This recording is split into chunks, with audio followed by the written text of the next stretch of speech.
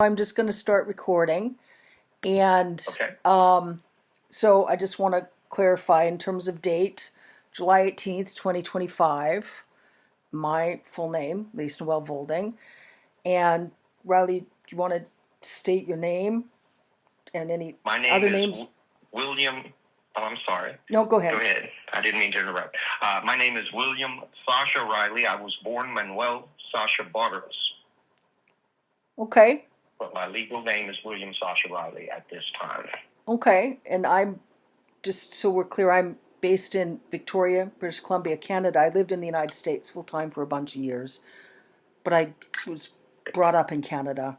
My citizenship's Well, Canadian, and we might be neighbors at some point because Canada is right now #2 on the list of the countries that I am potentially going to move to. do you know? I think it's a good place to look. There's a lot of Americans actually. I've spoken to Americans that I've told to come here, and there's lots of Americans that have come to visit more, and it's a lot more embracing, inclusive of a culture. So, you know, it's quite lovely. I Yeah. recommend. In terms of what my approach, really what I wanted to do is like to just really like a thorough discussion. You tell me everything that you've been wanting to say, and Okay. I'll ask some questions. This might be one of like however many discussions, and I'll record them if it's one, if it's 10. And what I'd like to do, I'm sort of recording with an eye to your testimony, getting your testimony of what you Okay. experienced, what abuse you suffered, and what you were witness to. And an eye in terms of being able to get into a format in terms of affidavits, whether we look at getting help from the International Criminal Court, because obviously what you and I have discussed already, there's definitely a whole whack of crimes that have been getting committed by a lot of folks, and is even a case where there could be crimes against humanity charges in regards to Trump. Okay. So, and what else I'd like to do is I'd like to look at whether you would be okay with me like transcribing and then publishing something. I publish newsletters selectively. I have a newsletter called Outlaws of Chivalry I publish once in a while. And I was looking at perhaps publishing there if you're okay in terms of how it could help us in terms of getting the right legal support in terms of the International War Court. I am for whatever puts a light on this because in my mind, the powers that be are already aware of my position on it and aware that I have spoken up. And, Yeah. The more light that is shed on there, I don't think that I'm incurring more risk, except for some maybe lunatic that wants to be a soldier for Donald Trump because they are a little crazy. They're a little brainwashed, but Yeah. yeah, I don't mind whatever would bring a little bit more light to this, particularly this stuff. If we can get some of this stuff verified, and I know that me speaking up is one thing, but then the verification process, Yeah. Is important too.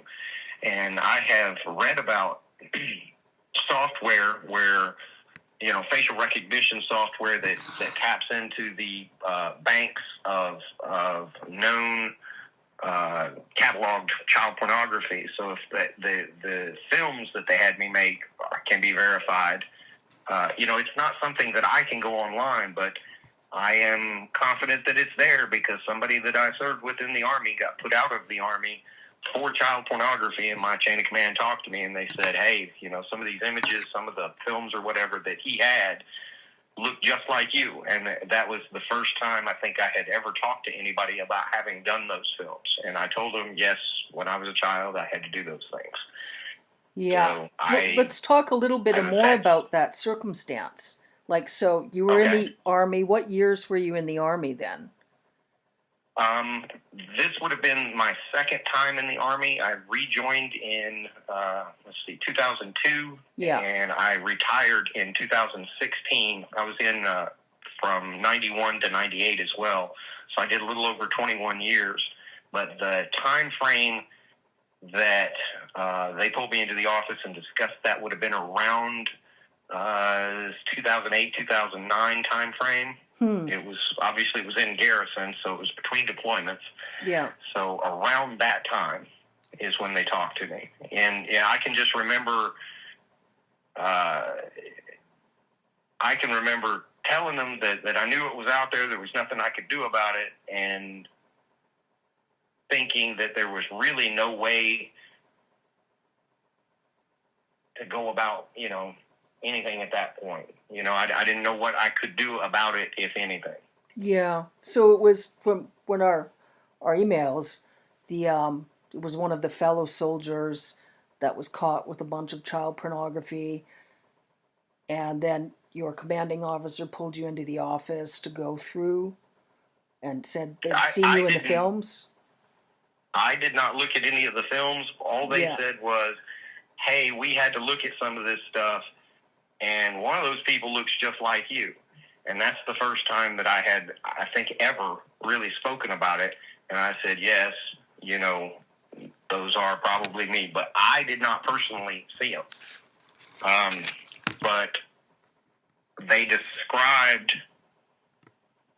something that I knew that I had been a part of. Yeah. Can you talk about that a little bit? Here's what it more? Was. Yeah.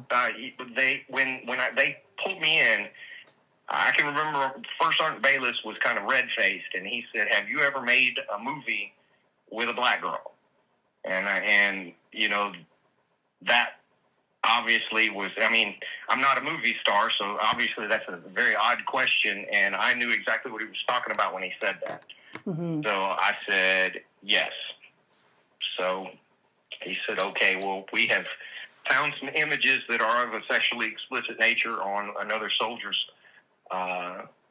computer, I think, and they look like you. And I said, well, they are me. So he said, and you look underage.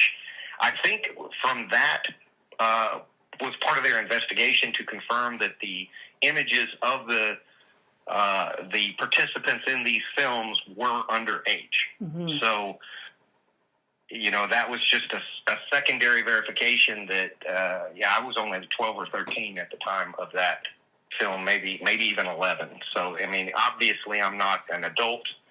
And even when I was an adult at 18 or 19, I still looked young. So obviously at 11, 12, whatever I was in that film, I would not have looked like a mature, an adult, Mm-hmm.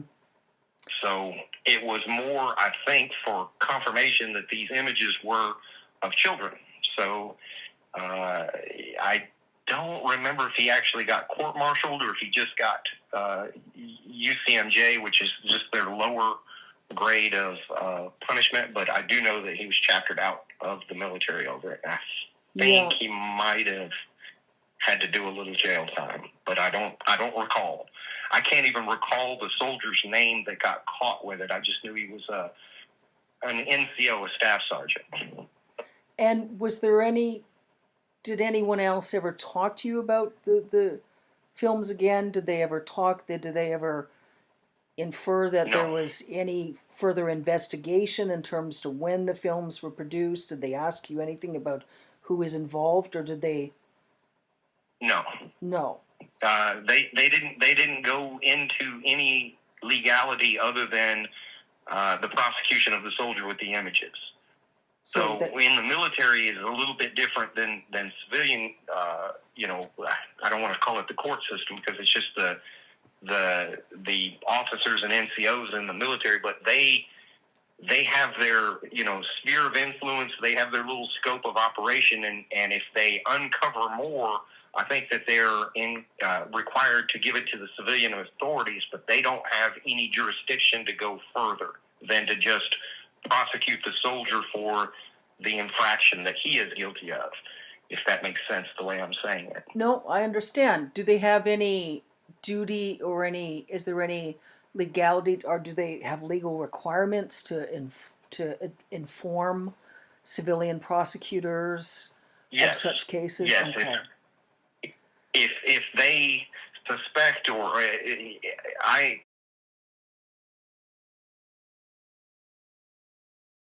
if there's additional wrongdoing that is outside of their scope of being able to prosecute, and in this case to hold the individual soldier accountable for having this material that he's not supposed to have, Yeah. they prosecute that portion of it.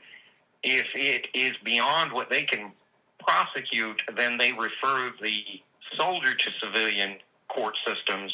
But in this case, the military did handle the prosecution of the soldier, and I think all he got was like 30 days and reduction in rank to E1. They kicked him out of the Army, gave him a less than honorable discharge, I think. I don't think he even got a bad conduct for that. But I know that he was put out of the military, and I think he did the 30 days in jail, I think, is the most that they can give you at the at the level that they prosecuted him at. So I'm not saying that for sure on the jail time, but I do know for a fact he was put out of the military. Okay. So they had films. They had some of those films. Was his name. Cable? Yes, Habel. That was his last name. Habel, I think. Staff Sergeant Habel. I just remembered it because I could picture his face, and I just couldn't remember his name. Habel. Okay. Habel. Yes, I'm relatively certain on that name. I don't have the best memory. I was in a blast in Iraq, and one of the things that I struggle with mightily are names. Yeah. But I'm fairly sure that's his name. Okay. Okay. And in terms of the films they had, so there was obviously a collection of pornography. Is there anyone you're in contact with of those your commanding officers that would they talk to you? Would they provide evidence, or is it a situation where Michael Bayless is the only one that I remember speaking to about it. I have not spoken to him since I left Fort Carson in 2011. I would think that he would probably remember something like that, just the unusualness of it. First sergeants deal with things day in and day out, but I would think that he would remember that just because of how it's not every day that you have to deal with something like that, Yeah. But it is possible. I think my commanding officer's name at that time was Captain Colasanto, but I'm not sure because you get commanding officers come and go. The first sergeants, they tend to stick around longer. Yeah. But commanding officers are a lot of times they're only there for a year or two, and then they're off to the next thing. So, okay. My recollection of the commanding officer may not be accurate. What's the spelling of his last name? Colasanto? Cola, Colasanto. Okay. Saint Cola. Yeah. Okay. Is there anything else you think would be helpful to talk about right now about then? The time frame? That was the first time anyone had ever mentioned to you anything about the films other than when you were involved in filming? Is that accurate? Yes. Okay. Yes. The first time that I can recall anybody that it ever coming up, I always knew that they were, that the films, at least one or two of them were out there. I don't even know how many times I was filmed. But I can tell you that some of them are extraordinarily horrible. I can give you one instance where they were filming us. It was me and a girl that I knew that I had been trafficked with in other venues. And while we were filming, they came in and shot her in the head. So killed her, obviously. So that would be... Was that the runaway? That was another girl, and I can't even remember her name. Yeah. The runaway was tortured to death in a duplex in Enterprise, Alabama. My parents did that, and that wasn't on film, not her being tortured, but that was that black girl that I'm telling you about that later on Michael Bayless had talked to me about. But they went and got her because they were afraid that this was after the investigation in Tennessee, and they were afraid that they would go down for child pornography. So they were wanting to kill her, and then they were wanting to get rid of me via an accident, but they couldn't because they had already tried to kill me several times. They had the incident in Texas involving the Chevy van. There was another instance in Texas where my dad threw me into the middle of a pool and said, sink or swim. And somebody saw it and called the sheriff. So there was a police report on that. And then there was a third instance in Texas where my dad threw me down a flight of stairs. And that one fractured my skull. Now, there may have been other things that happened as well, but I remember those three were enough that they generated an investigation. Yeah.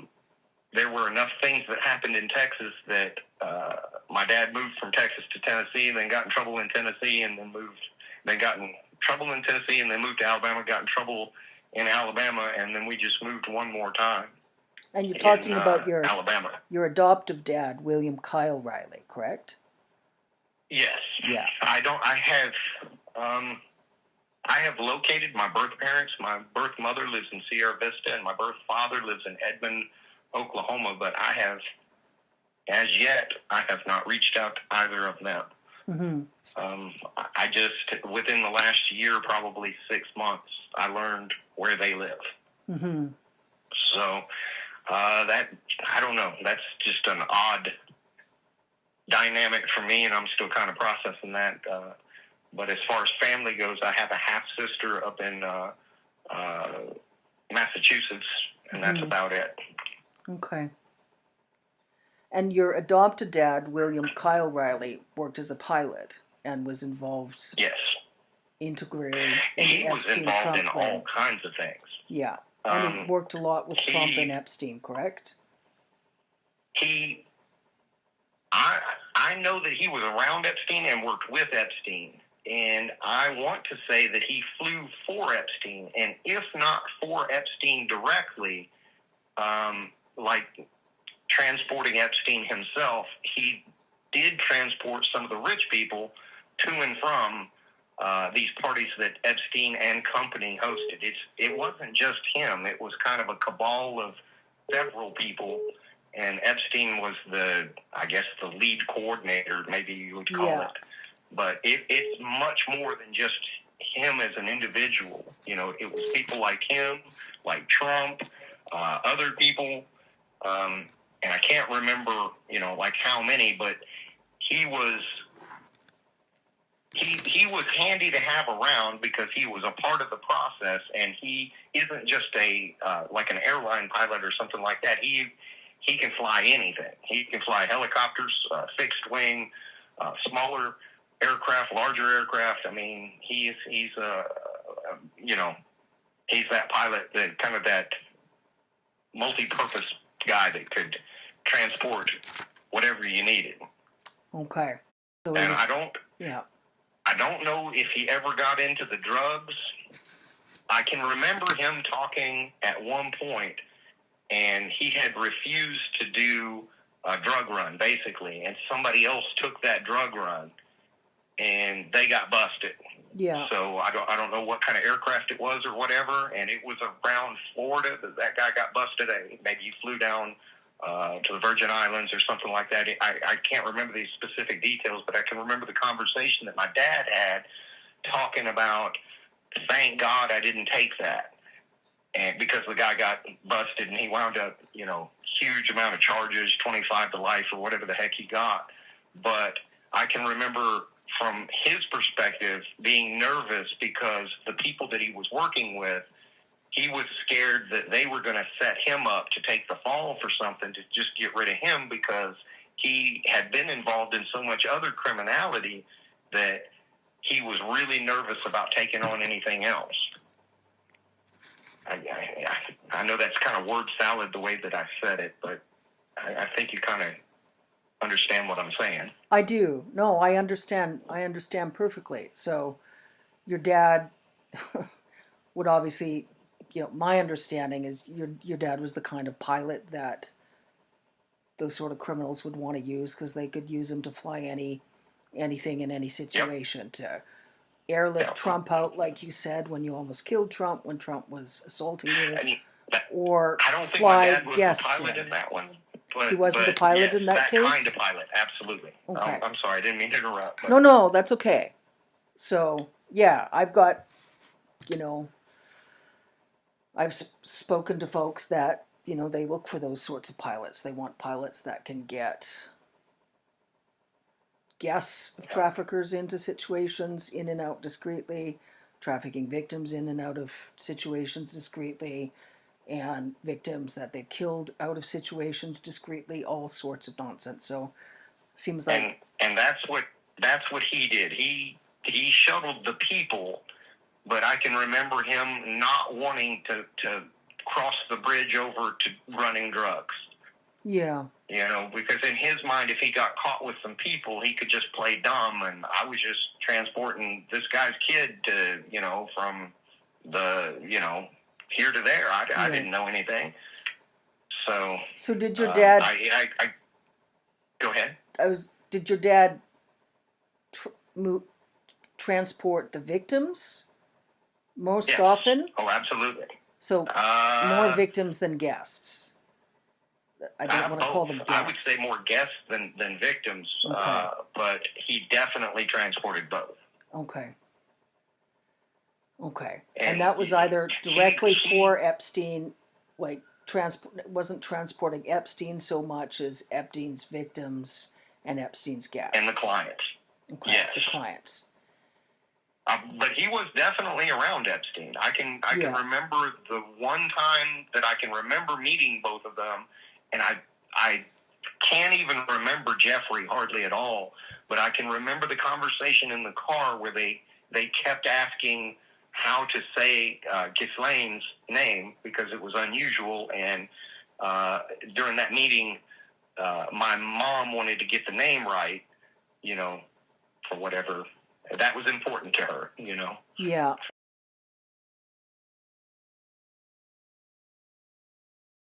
What's your mom's name again? Her name was Mary Lynn Riley. This would be kind of my third mom, because my dad adopted me with a lady named Irene Ursula Litsky was her maiden name. Mm-hmm. Her name is Peter now. But those two adopted me. He got divorced from Irene in 79 or 80 and almost immediately married Lynn. So Irene may have been involved in some of that, but that would be from a time frame that I don't have clear recollection of. I do have clear recollection of Mary Lynn Riley's involvement, but she died via suicide a number of years ago. Okay. Now,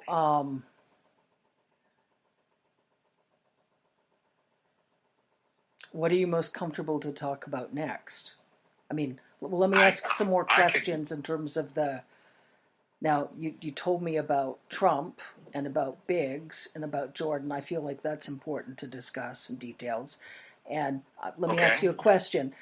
Do you think it's more helpful for you to talk about what you remember first, when you were first trafficked, the circumstances, individuals involved, or do you want to talk about some of the incidents that we spoke about a bit by email already?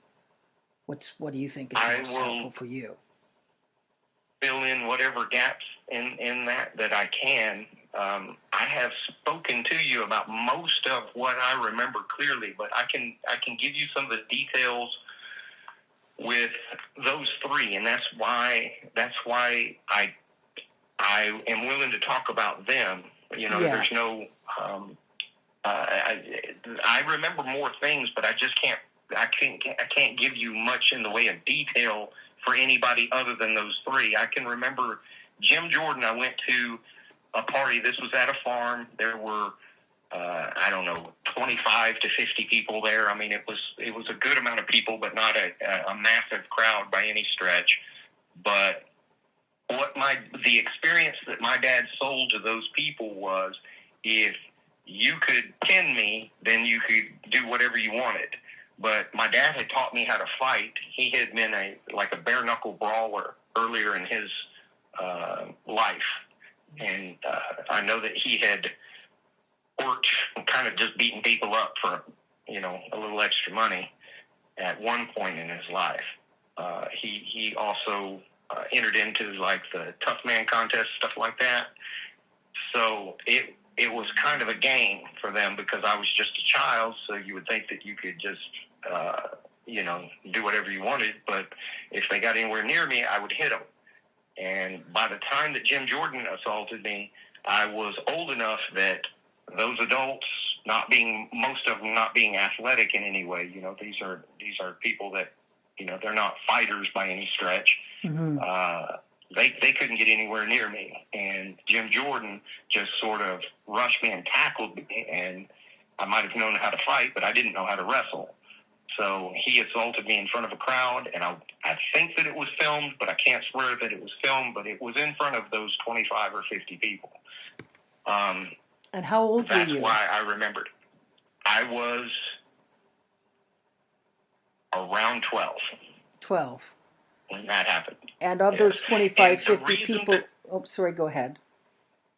The reason that I remember Jim Jordan is, first, he stood out because he wasn't that much. He's only 7 or 8 years older than me. So at the time frame that I'm at 12, he is right around just graduating high school, maybe first year or two of college, right?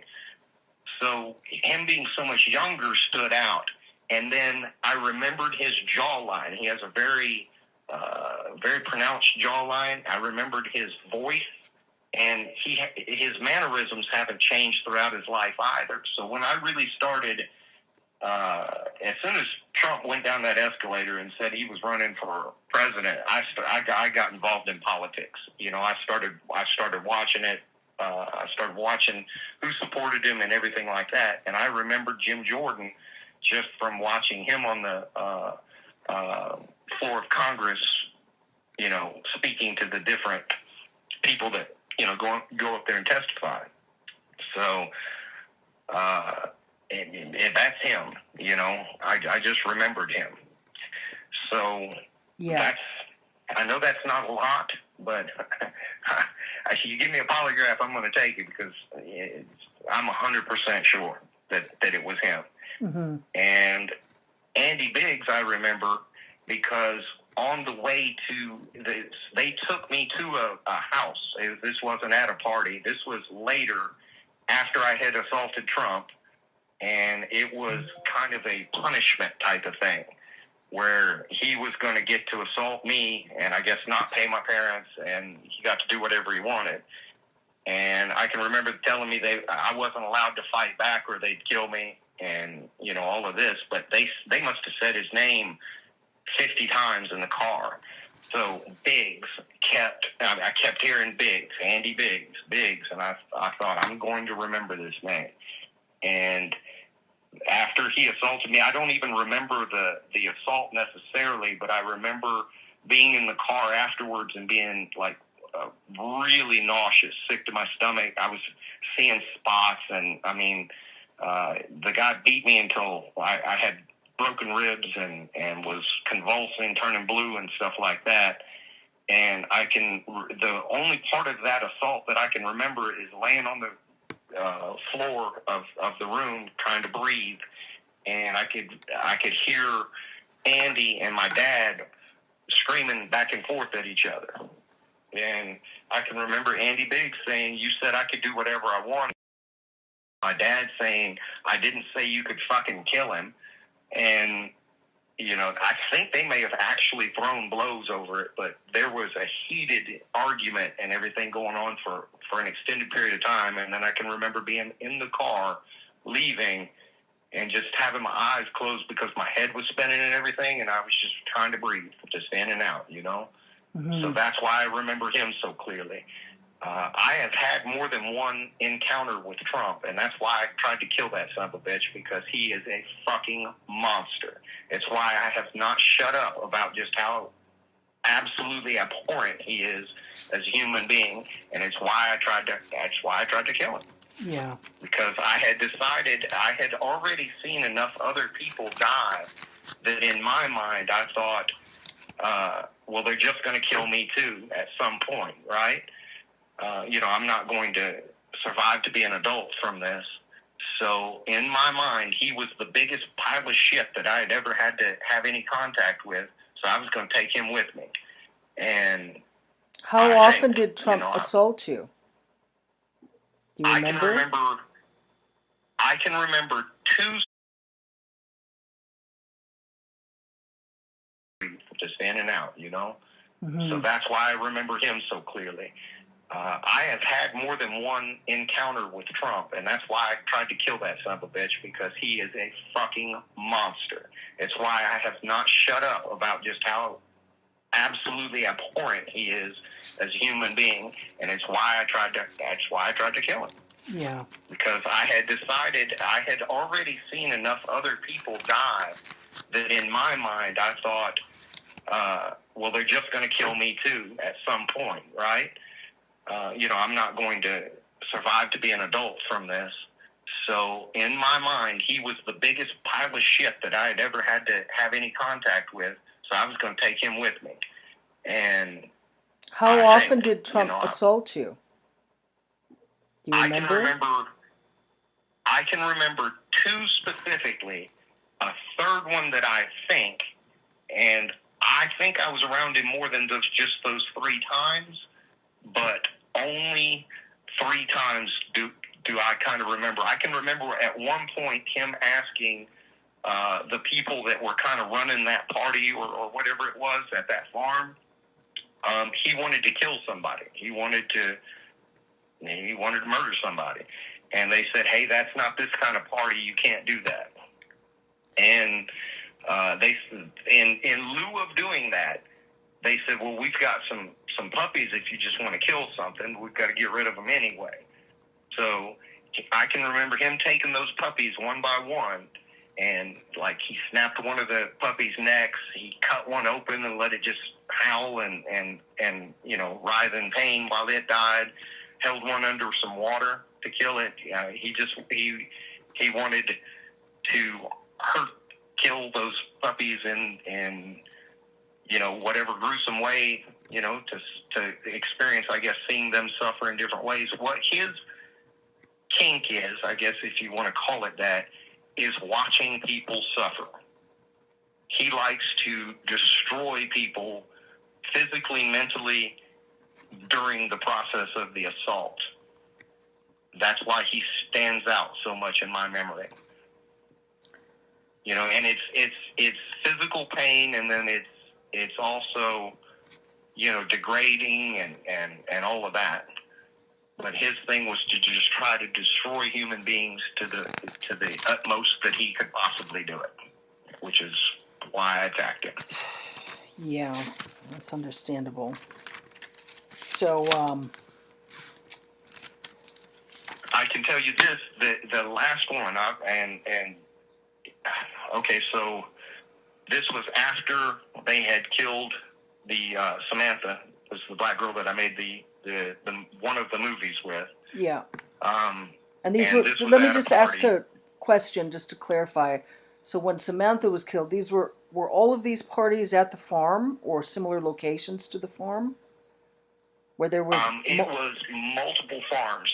Multiple farms, and usually it was parties. So there was individuals like Trump that were flown into the parties, and then and they would have like a building, a house, and they would usually have like a tent set up, and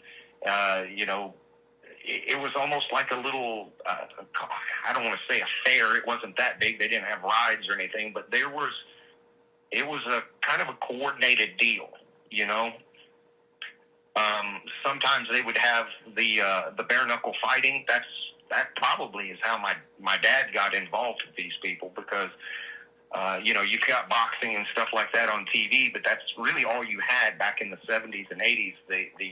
You know, the MMA type of stuff wasn't allowed, and these fights were a little more gruesome. They didn't fight to the death or anything like that, but they were bloody, and you know, I mean, these were fights, you know, and not just boxing. And so the rich people would pay to see that. Sometimes they'd have like a band playing, you know, just like what you would expect at like a fair or something, you know. So the rich folks would get flown in, associated with Epstein, and they would pay to watch the victims fight. The victims were all underage, and would they pay to then assault the victims after the fights or during the fights?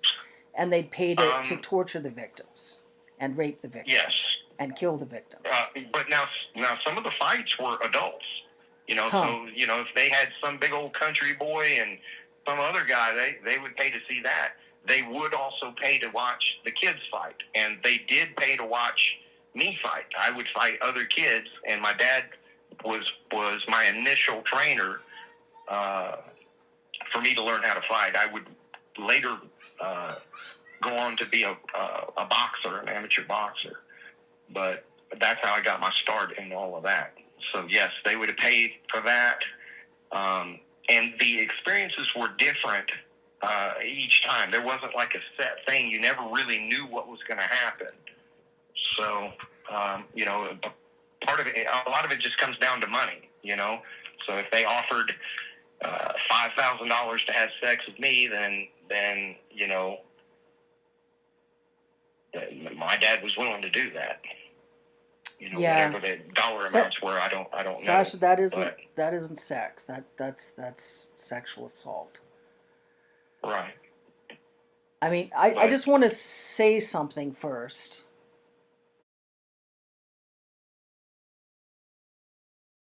And they'd pay to torture the victims and rape the victims and kill the victims. But now some of the fights were adults, you know. So you know, if they had some big old country boy and some other guy, they would pay to see that. They would also pay to watch the kids fight, and they did pay to watch me fight. I would fight other kids, and my dad was my initial trainer for me to learn how to fight. I would later go on to be a boxer, an amateur boxer. But that's how I got my start in all of that. So, yes, they would have paid for that. And the experiences were different each time. There wasn't like a set thing. You never really knew what was going to happen. So, you know, a lot of it just comes down to money, you know. So if they offered $5,000 to have sex with me, then you know, my dad was willing to do that. You know, whatever the dollar amounts were, I don't know. Sascha, that isn't sex. That's sexual assault. Right. I mean, I just want to say something first. I think you're extremely brave. You behave extremely strong, like a warrior. And I just want to stop and say it's important to me to say that, because a lot of folks, you know, wouldn't even survive such trauma, but you've survived, and you conduct yourself with dignity and gracefully, and it's important to me to say that. I hope you know that. You know, I hope you have a sense of your own honor and chivalrousness, especially what you told me in terms of drugs they used on you and how they lured you drugged to behave monstrous towards other kids. You know, I understand the context. I can remember, I'm sorry, I didn't mean to interrupt, but I can remember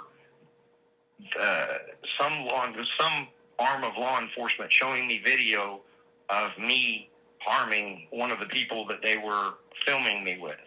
Now, I don't know how that came about. whether they drugged me and I lost my mind, or they told me to do it. I don't know the circumstances, but I can remember being in that room and them saying, "Well, you did this," and it may have not even been law enforcement. It may have been, like the people that were running that. But I can remember being really upset because I had no recollection of having done that. It was me in the video, and I was beating a girl senseless, and I didn't kill her or anything like that, but I. Yeah. So, and I have a feeling, this part I can't prove because I only have my own experiences, but what the whole thing seems to be is that they first abuse you, then they get you on film abusing others, and now they have you trapped as well.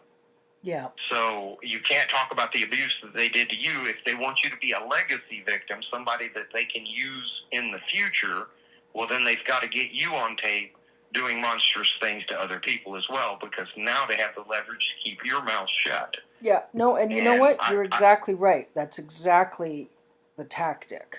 And the tactic is insidious because have you ever heard of the torture technique a lot of occult practitioners use? It's called inversion torture. Inversion magic isn't magic. Sorcery is just smoke and mirrors nonsense, deception techniques, but it's sort of inversion technique where to try to linguistically manipulate the victims, to try to get the victims in a position where the victims doubt whether the victims, are good or not. Absolutely. And I think that's the case with a lot of the Republicans you mentioned. Like you said, Clarence Thomas and Lindsey Graham were at these parties. You can't remember if Lindsey Graham and Clarence Thomas participated. And it's sort of a question of, did they participate? Were they blackmailed because they were there, attended the parties, but they didn't participate? Can you tell me much more about Clarence Thomas and Lindsey Graham?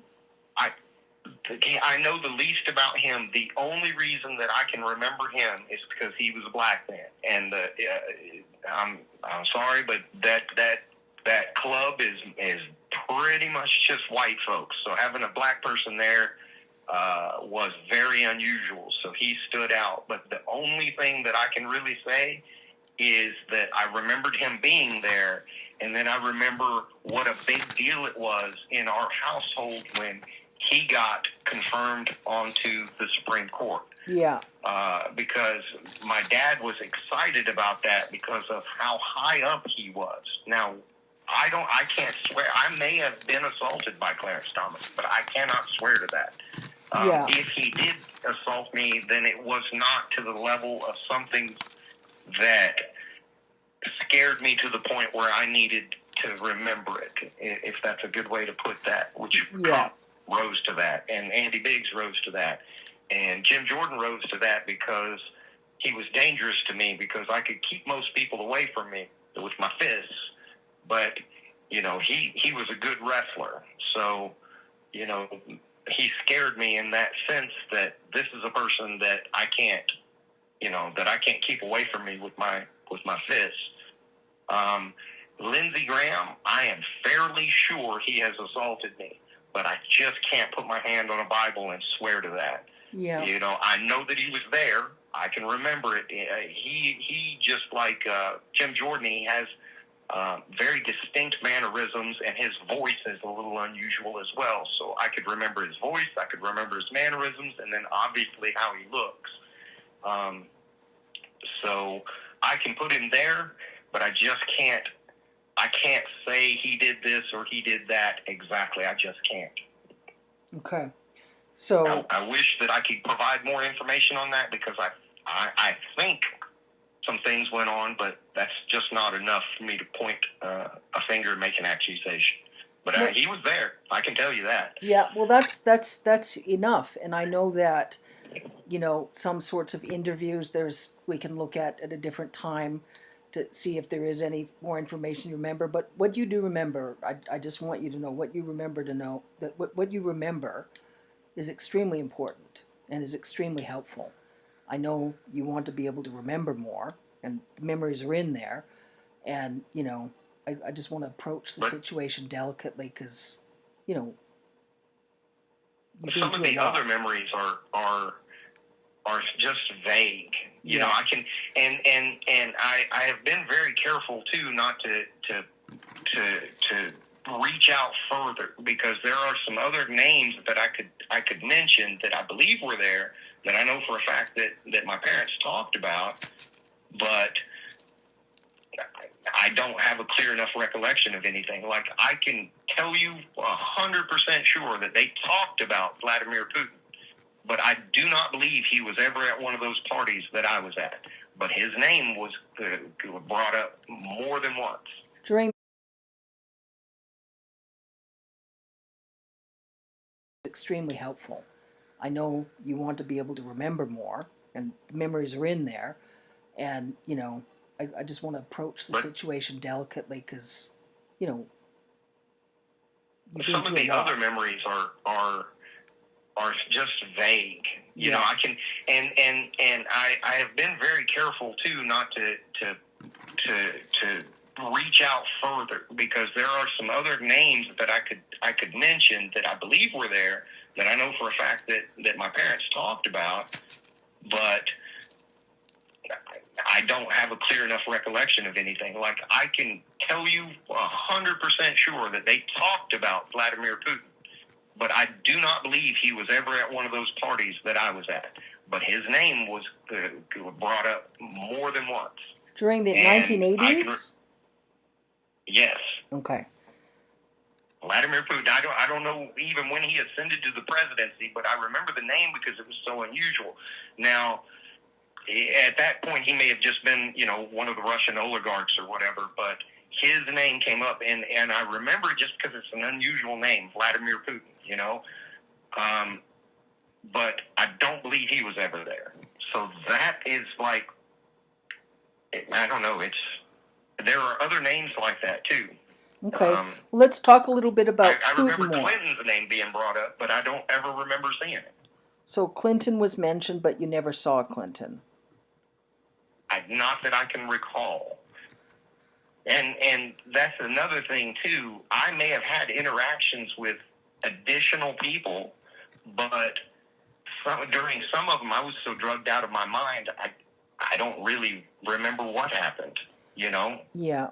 When you heard them talk about Putin, so it was at one of the parties of one of the farms, do you remember what they were saying about Putin? Just that he was some sort of like foreigner that was very important. I didn't know any more. You know, the name was just unusual, and they mentioned his name. You know, they kind of had fun saying his name. You know, Vladimir. You know, does he like to go by Vlad or this or that? But the meeting with that person, I don't think ever materialized. I think it was just something that was discussed and never happened. Now, if he has other connections, you know, and he very well may, that's possible. But I can just remember at those parties, there were people that had strange accents. Mm-hmm. But that's it. That's all I could say. I couldn't point and say, well, this person was from Spain or this person was from Portugal. I have no idea.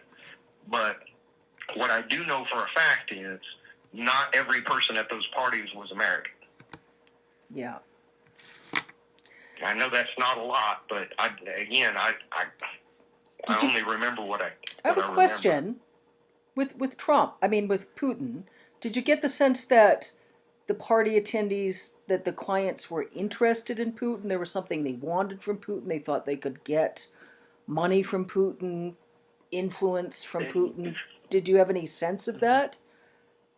The only sense that I had was that this was for the rich people, regardless of where they were from. So at this point in my child brain, I knew that there were rich people, and those people got to do whatever they wanted, and then there were poor people like me, and those people, you know, that was the dynamic. So, that's it. I never heard them say anything about blackmailing and stuff like that, but I can remember them showing me a video of me doing bad stuff, and then I can remember people telling me that if I ever talked about it, what I had done was illegal too. And a lot of that was just bullshit because I was just a kid and they were making me do this stuff. Yeah. But talk about malevolent hypocrisy, dude. They were just utterly grotesque. They were trafficking you, they were assaulting you, they were drugging you, and then they were trying to they were trying to make me feel guilty about any of it happening. You. Exactly. When you were in this situation because they were trafficking you. The last encounter with Trump, the one where I injured him, was the one that I remember the most vividly. And this was the setup for that. I can remember my dad, before we went to the farm, this was when we lived in Enterprise, Alabama. Yeah. So it would have been about 81 to 82, somewhere in there, maybe as late as 83. But he said, there may be somebody that you know there. And I can remember the look on his face, and it scared the shit out of me. But anyway, when I got to the farm, of course, I'm scared at the farm because I don't know what's going to happen. But the first person that comes up to me is a girl named Patricia. This is a girl that I had been trafficked with before. And she came running up to me and, said hello or whatever. She was about my same age, around 12 or 13. And I can remember my dad saying, well, why don't you guys go run off or whatever and have fun? And I can remember not knowing what to do in that instance because, these parties weren't for me. I wasn't. And then he said something to the effect of, no, it's not like that for you anymore. You're a man now. You can just go out and have fun. Well, we went to go have sex. So we went and found a room and started having sex. And while we were having sex, people burst into the room. It would have been 4, 5, 6 guys, big guys, adults. At least one of them had a gun. I think 2 or 3 of them had guns. But they came in, they assaulted her, they beat on her, and then they shot her while she was still in the bed. They didn't beat or assault me, but what they said was, if you don't do everything that the next person coming in here wants, we're going to shoot you just like we did her. And I can remember them having like an argument because they shot her in the bed and then they had to go find another mattress. Well, that's when Trump came in. So that's why I remember him so vividly. And it was at that point I had already decided they're probably just going to kill me anyway. I'm going to take him with me. And I tried, but I did not.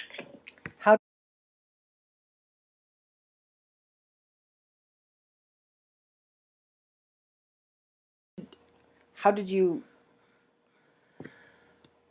So, obviously Trump was extremely violent. Trump's yes. a sadistic psychopath. When Trump assaulted you, so sexual assault and physical assault? Yes.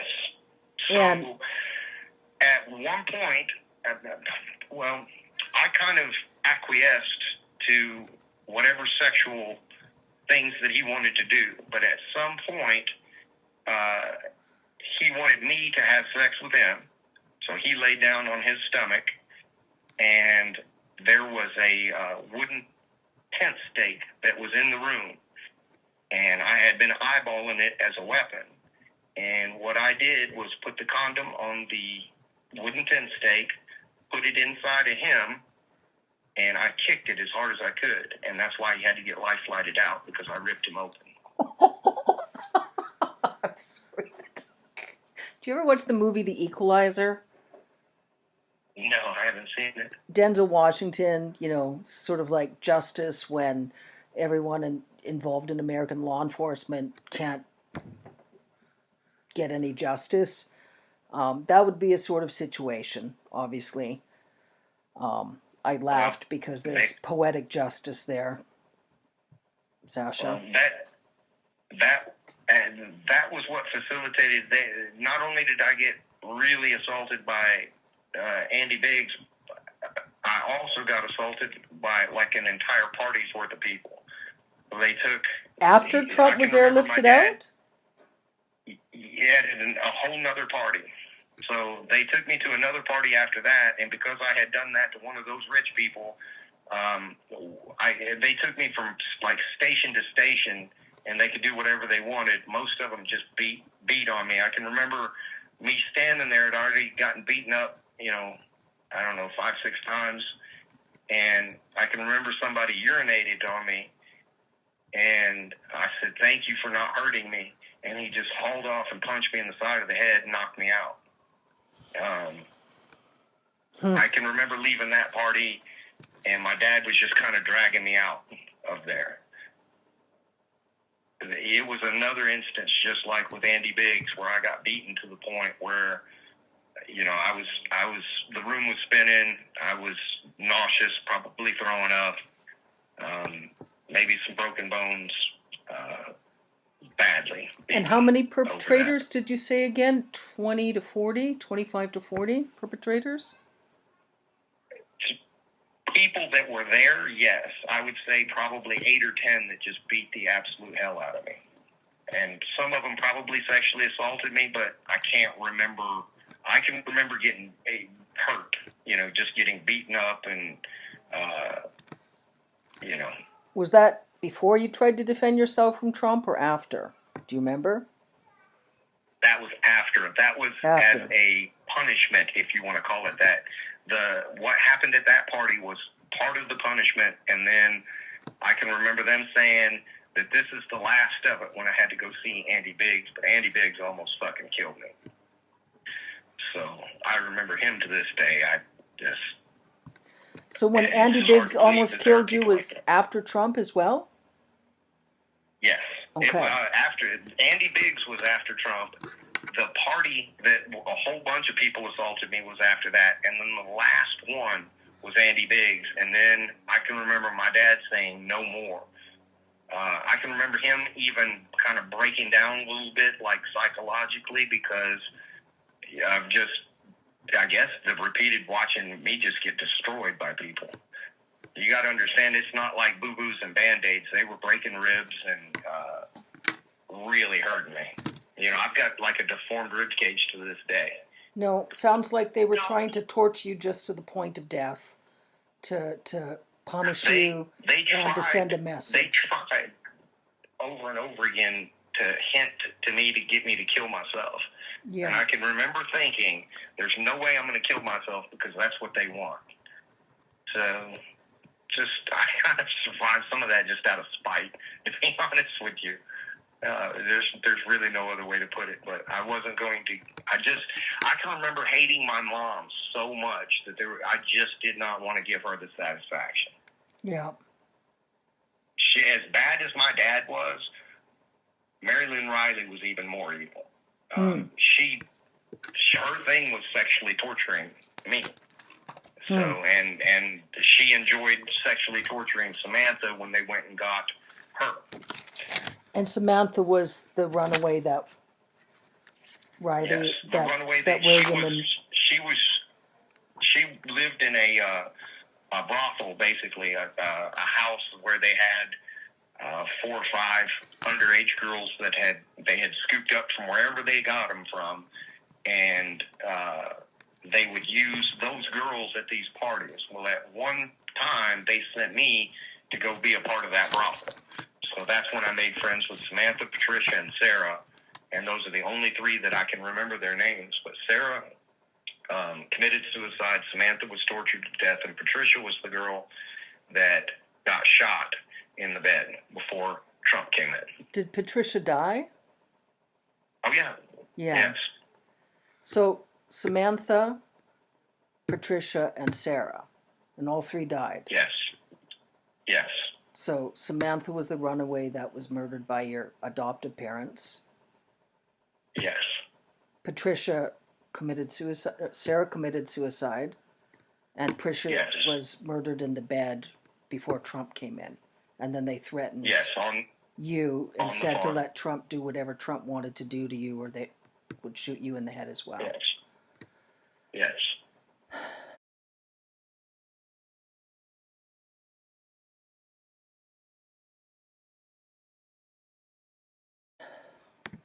Okay. And I can remember them pointing the gun at me and saying, "We're going to kill you."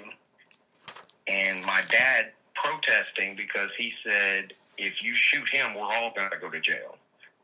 And he was really, I can remember him being distraught. Now he's a kind of a tough guy, and all of that sort of stuff. So that's what stood out to me was he was really scared because he knew that if they just shot me, that's not something he could explain to anybody.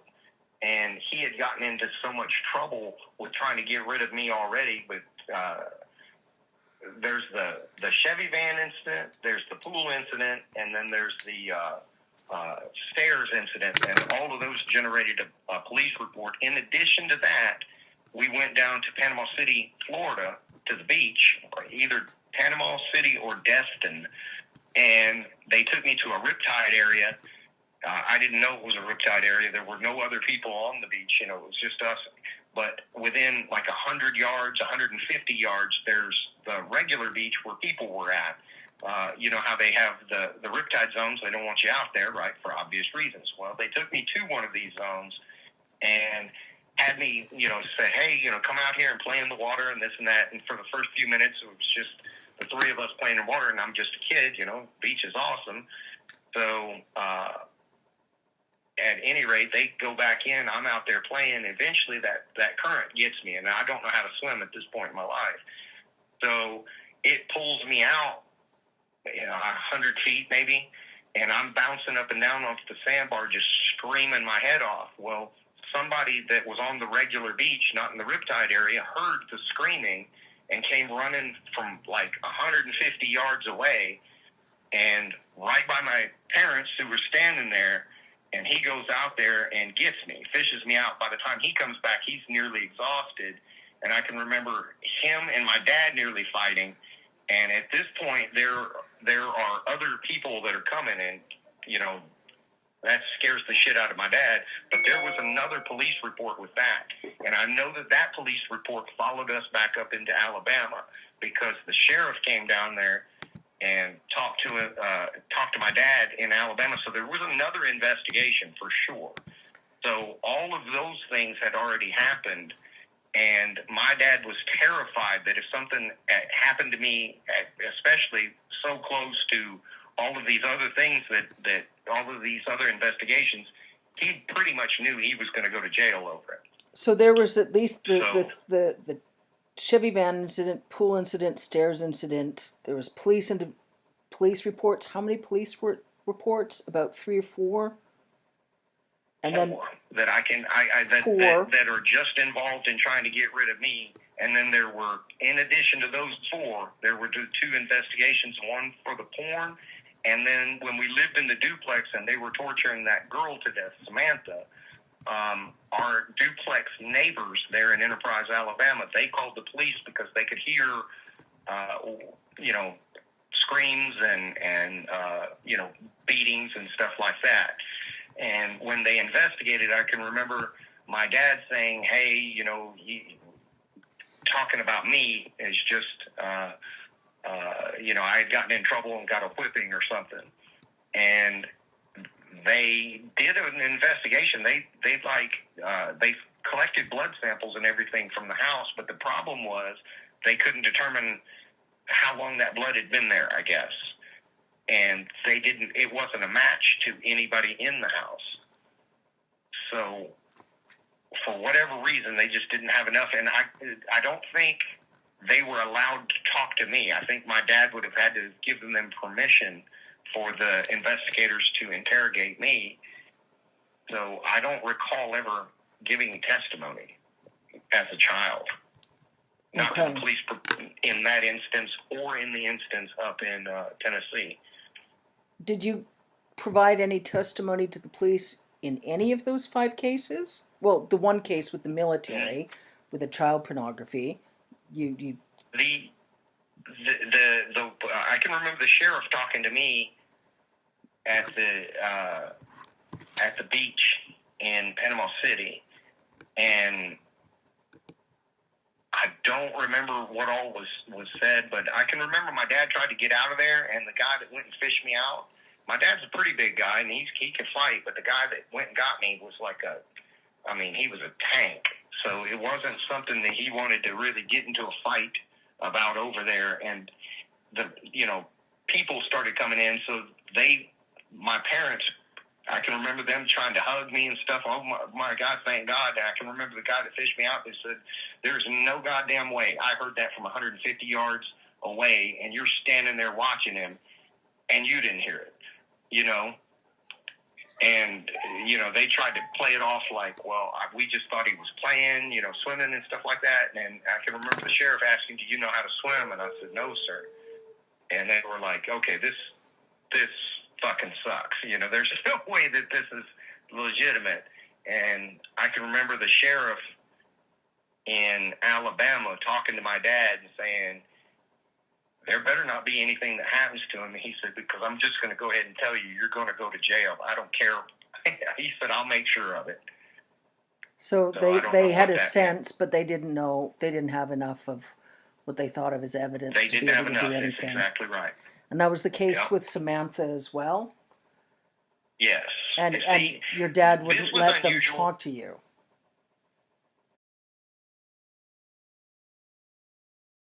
Dad wouldn't let the police officers talk to you. So right. That also seems weird. Block that, he did. Huh? It seems weird.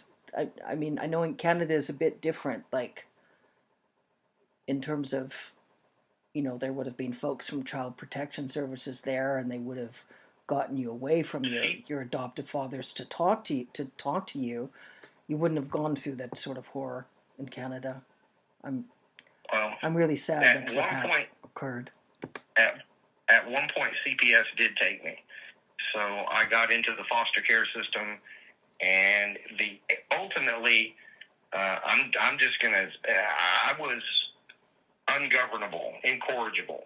At that point in my life, if you said something to me, I didn't necessarily. I didn't care who you were. I wasn't necessarily going to do that, and I might just hit you.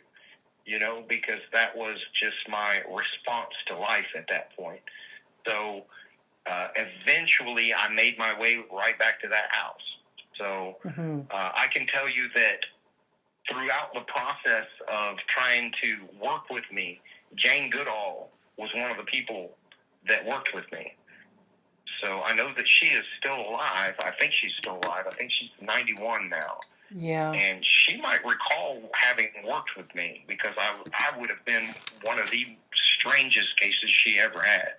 Because at around that time frame, I had made the decision that I would no longer let anybody get within arm's reach of me. And if they did, I'd fight for my life.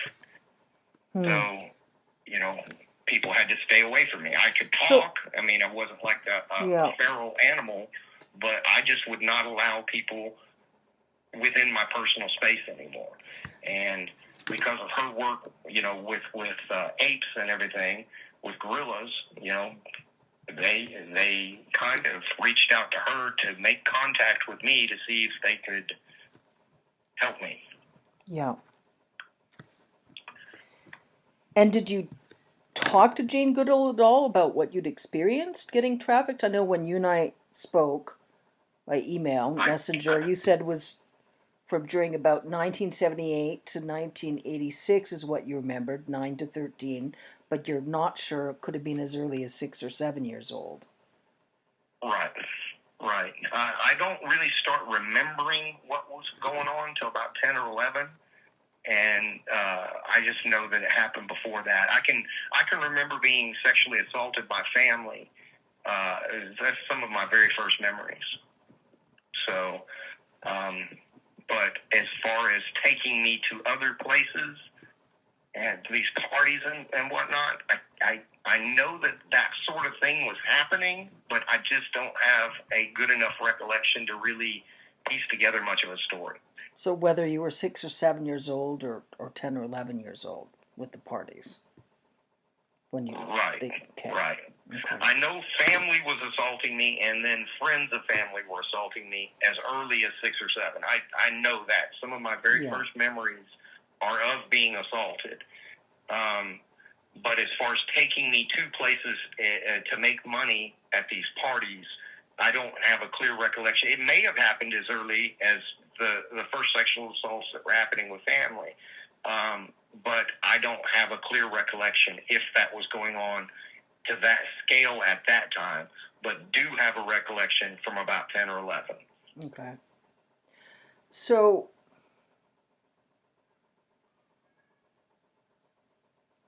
how much? I know it's No, it's okay. I'm glad you and I are able to have such a thorough discussion, and I appreciate again how straightforward and forthright you are. You know, it's extremely important.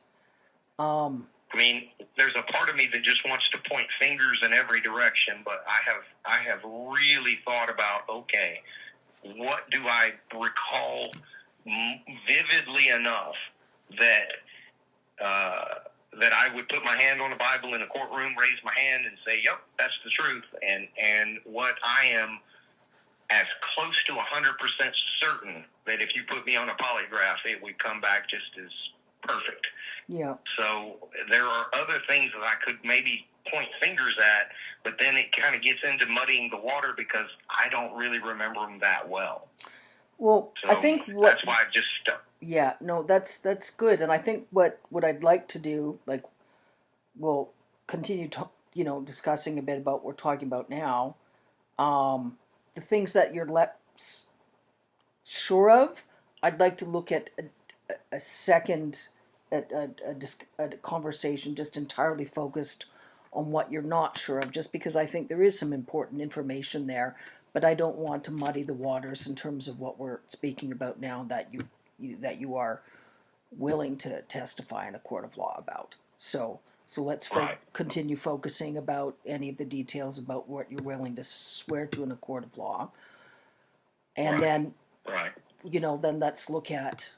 I would maybe look at, say, a second discussion and any follow-on questions from this discussion, or I might just look at getting everything transcribed, and I'm just going to look at it raw, because honestly, in terms of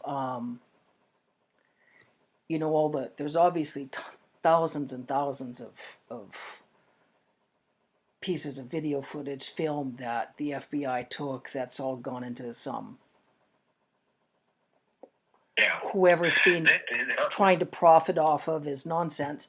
So what I'm looking at, I'm thinking even a combination, like just a brief summary from me, like a paragraph, and I'll even look at just publishing the raw audio file of our discussion with the text messages, because I think the context is really important. I think especially because there's been so much collusion regarding copy editing of video footage that, folks that are really that are genuinely wanting justice, for them to just hear the audio recordings and read the text messages is plain as day. Anybody that experiences an ounce of integrity will be able to discern the truth. And I think it's so important. And I kind of wanted to discuss one other thing, too. One kind of theme at these parties that seem to be very very well thought out is they would have a larger party in the beginning, right? And in these larger parties, you might have, say, a couple of fights or some drug use or things that were kind of, let's say, mildly illegal. But the parties would go on for multiple days, and as the thing wound down to the smaller inner circle and the last day or last 2 days or whatever, that's when the really horrible shit happened. Mm-hmm. So some of the people that attended the party, possibly even people like Clarence Thomas or Lindsey Graham, may have been involved in lesser things, but then were also at the same time and place where these more horrible things happened, but they didn't necessarily participate in those more horrible things. So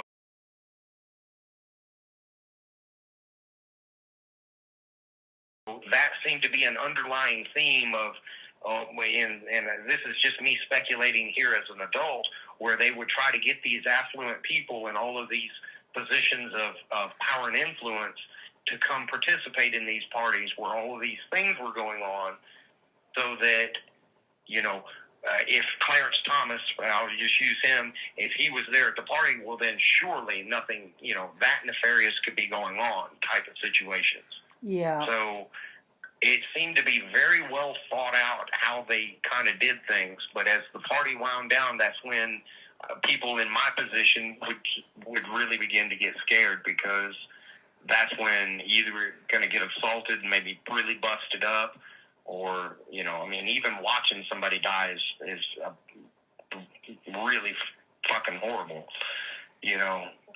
Did you see anyone else die besides Samantha and Patricia?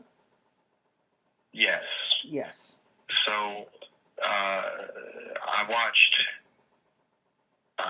a grown man get beaten to death. He had done something that pissed off the people that were running it, and they killed him. I saw another girl, in addition to Patricia, when I was making the film with the girl, they came in and shot her while we were having sex. That was some sort of snuff film. Yeah. And then in the brothel, there were two people that got killed. Sarah killed herself, and then a girl, I don't remember her name, she was shot and killed, and then another girl was also shot and killed. Okay. And all of these... remember, no, go ahead. Me and Samantha having to clean up.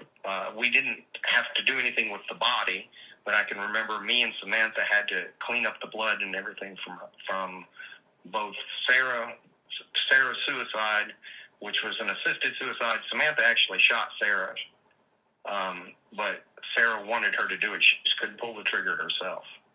So Samantha did it. I was in the room when she did it. But it wasn't a murder. Samantha didn't murder her. Sarah I can remember her just saying, I can't go to another party. I can't be here. Please. Another of the victims, I don't know if you've read about, the British woman, Sarah Ransom, was on the Epstein Island and tried to swim off the island and was willing to drown than go through another torture. I mean, it's some horrible, horrible shit. Yeah. And, I can remember the hillbillies that my dad sold me to when I was small. They were mean, but I can remember the meanest motherfuckers are those rich people. They are just demonic, Trump included. Yeah. Well, I'm going to ask you some questions there again. So with the rich folks that you were sold to, that was all associated with the Epstein Trump trafficking ring. And you said to me you thought yes. Trump ran things with Epstein. Is that true? Oh, yes. He was not just a client. He was one of the people that facilitated all that stuff. It was almost like, and this is just my childhood brain piecing it together, it was almost as if Epstein worked for Trump. And not just Trump, but him and maybe 6 or 8 other super rich guys. So do you remember Epstein ran it yeah. at the behest of Trump and that circle of people. So it was just I couldn't tell you how many people, but he was the only one that I remember that was at that level. But it wasn't that Trump was a John visiting, Epstein's empire of child victims. It was Trump was in a position above Epstein. It was as if Epstein worked for Trump. Yeah. And the rest of those ultra-rich guys. Do you remember... It was like he ran that ring for Yeah. them. No, I understand. So Red, so Jeffrey was sort of presented publicly as the ringleader of the pedophile Mhm. ring, but Jeffrey was basically behaving like a general manager of the ring. And then there was Yeah. 7 or 8 other individuals, such as Trump, that were actually actively running the ring, micromanaging, telling Jeffrey what to do. He would give Epstein that caliber of person, because it wasn't just Epstein. Epstein had people that worked with him too on a lower level that would go like find runaways and stuff like that. Yeah. So I don't know where they got the people. I can't say that, but it was this whole thing was being run as for those rich people. Yeah. I want to ask some more questions in terms of your sense of like the demonic. Some of the advisor work I've done, some of my own specifics of law enforcement. I've come into contact. I've minimized any contact with. I'm familiar with a lot of really horrific horror stories that involve Satanists, occult practitioners, theistic Satanists. I've spoken to folks that were able to get out of the theistic Satanist cults. A lot of the torture techniques you describe are similar to theistic Satanist torture techniques. Sexual torture, human trafficking, human cannibalism, and what I want to, what's your sense in terms of these parties that what do you remember? Like, was there any overt? I know a lot of the attendees presented themselves as Christians, but their practices are full blown demonic, satanic.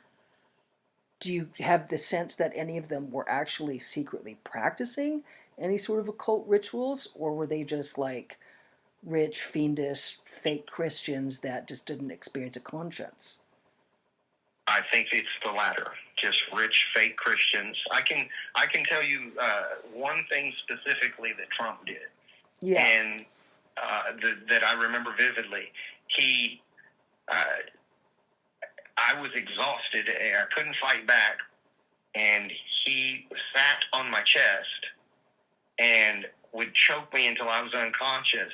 And each time that he did it, he'd say, "I'm going to kill you." So, and then he would choke me until I was out. And, he did that, half a dozen times or however many times. And I can remember him saying, "I thought I killed you that time. I'm really going to do it this time," and then choke me again. So he would just do that over and over again until he got bored of it. So did you get the sense that he was trying to kill you, or just to torture you about the thought of killing you? In the moment, you think you're going to die. Yeah. And that's the experience that he wants to see the fear in another human being's eyes that thinks that he's killing him. Yeah. But looking back, I just think he was just torturing me. I think had he wanted to kill me, he could have. He could have just kept choking me until I was gone. Because I did get choked until I was unconscious. I don't know, as many as half a dozen times, maybe more. Yeah.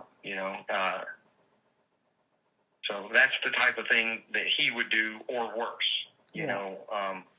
I believe, I wouldn't swear to this, but I believe that on that instance, my dad had told him, "Hey, you can't bust him up. You can't break stuff."